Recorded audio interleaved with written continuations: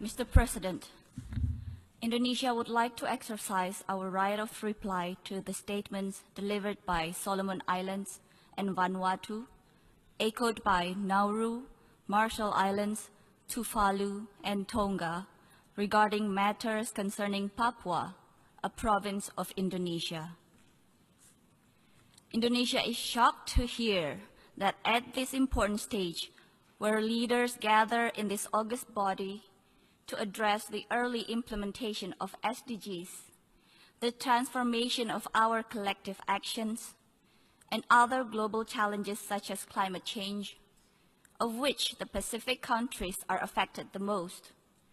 The said leaders chose instead to violate the UN Charter by interfering in other countries' sovereignty and violating its territorial integrity. We categorically reject the continuing insinuations in their statements. They clearly reflect an unfortunate lack of understanding of the history, current situation, and progressive developments in Indonesia, including in the provinces of Papua and West Papua, and also an unfriendly and rhetoric political maneuver. Their politically motivated statements were designed to support separatist groups in the said provinces, who have consistently engaged in inciting public disorder and in conducting armed terrorist attacks upon civilians and security personnel.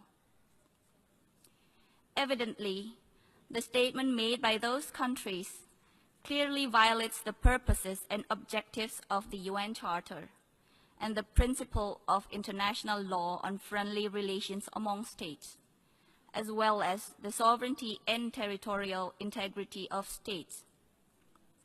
I repeat, it is a violation of sovereignty and territorial integrity of states. It is highly regrettable and dangerous for states to misuse the United Nations, including this August Assembly. These countries are using the General Assembly to advance their domestic agenda and for some countries to divert attention from political and social problems at home. The said countries are also using false and fabricated information as the basis of their statement. The conducts of these countries undermine the UN Charter and are detrimental to the credibility of this Assembly. Mr. President, Indonesia's commitment to protection of human rights is unquestionable. Indonesia is a founding member of the Human Rights Council.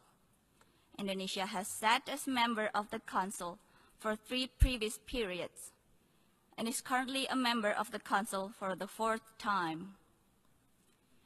Indonesia is the initiator of the ASEAN Intergovernmental Commission on Human Rights and OIC Independent Permanent Commission of Human Rights.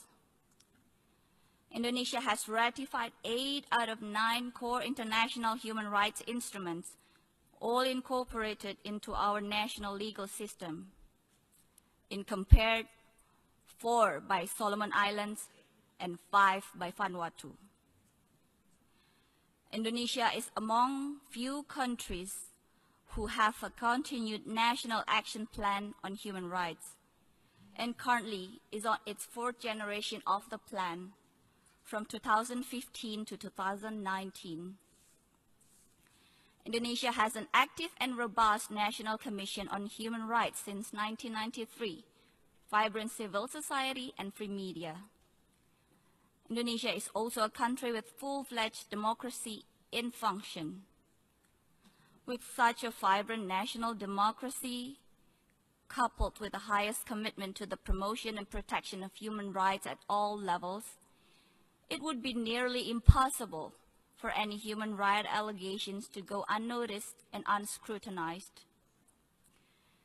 Mr. President, we reaffirm that there are domestic mechanisms in place at the national level in Indonesia, as well as at the provincial level in Papua and West Papua.